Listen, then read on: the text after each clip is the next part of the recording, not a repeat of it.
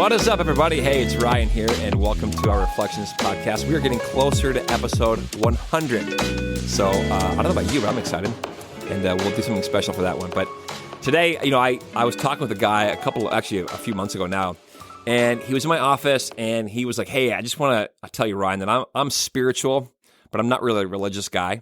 And he was sort of expressing this sentiment that many people today say, and it's that exact verbiage. It's like, hey, I'm a spiritual person, but I'm not really religious.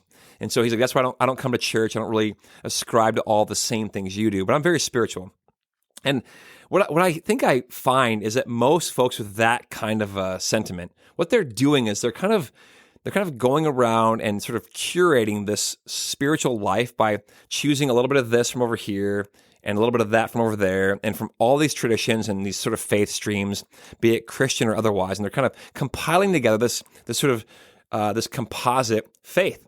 And I think the impetus or the longing or like the desire to do that is actually really good. Like they're really kind of trying to build this spiritual life. But I think here's the problem with that, is that for me, I know that if I were to do that, if I were to kind of go and approach my faith as though I was at like some kind of a spiritual buffet and like choose a bit of this and choose a bit of that, I would probably leave the parts of the faith or of the spiritual life that I didn't like, the parts that cause discomfort. Like in the Jesus story, the parts about like dying to yourself or taking up your cross or forgiving my enemies.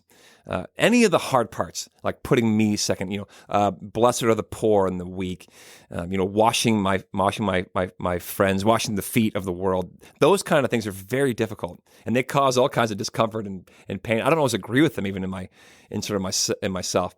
And so I would probably leave those parts behind and take all the other parts that are a lot more, palatable, or they taste better and they smell better. I would take just the good parts. But here's the thing, though. If I did that, I would be leaving out all the parts of my faith that actually transform me and have the power to change me from the inside out. Like this dying to myself that's what changes me. Loving my enemies softens my heart. Blessing those who persecute me, that actually makes me a better person. And choosing the way of the cross over the way of glory every time makes me a better person. That's actually what forms me and shapes me. And so I tell folks, I get it. So here's where things really begin to kind of hit home for me. A couple of years ago, I had this falling out with a close friend, and this close friend, like I found out, had betrayed me in this incredibly intense way. And this friend of mine was actually out in the community spreading lies about me, and it was wild. And somebody heard it and then came back and told me. And when they told me, I was like, "There's no way that this person is doing that." Like these incredibly audacious and like totally false lies about me. And like, there's no way.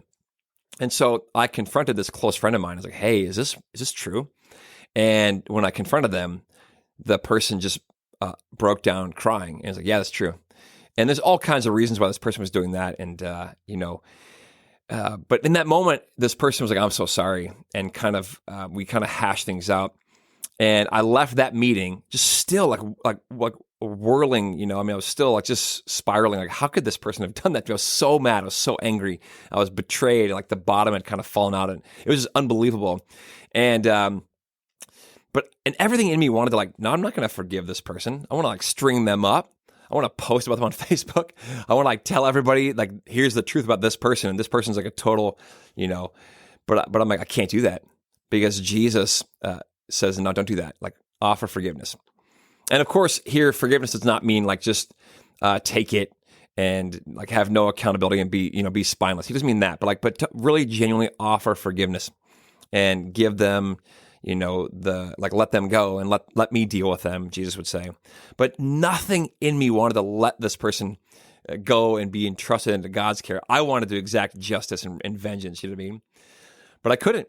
So no, the tradition I'm a part of, the Christian faith doesn't allow me to do that. And it felt like death because offering forgiveness and like letting others off the hook and entrusting them into God's care feels like death. I have to let go of my own control and like my own, I wanted to go out into the world and like spread, like, no, what this person said was false. It was wrong. And, but I'm like, I'm not going to do that because the faith that I belong to says don't do that. Let God sort it out. And so I did. But it felt like death. But I think like Tim Keller says, though, it was a kind of death, but a death that leads to resurrection. So I get it. But for me, it's like, no, I want to choose something very specific. In this case, the Jesus tradition that looks like this self-sacrificial death on the cross. And I want to tie myself to it. The word religion or religio or religio really means just to tie yourself or to tether yourself to something. And in this case, I've done that with the Christian story, the Jesus story, because I know that that's what makes me, a more flourishing human being rather than the guy who just sort of picks all the, delicious parts of the buffet. I'm choosing these other things as well that come with it. So today, may you have a deep sense of being tied to something that's deeper than your own self and your own sort of choosing. And may you be tethered and religious about the right things that bring life and human flourishing. All right, love you guys. Peace.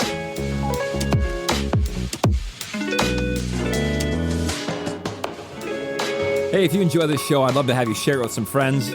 And don't forget, you are always welcome to join us in person at Central in Elk River at 8:30, which is our liturgical gathering, or at 10 o'clock, our modern gathering. Or you can check us out online at clcelkriver.org. Peace.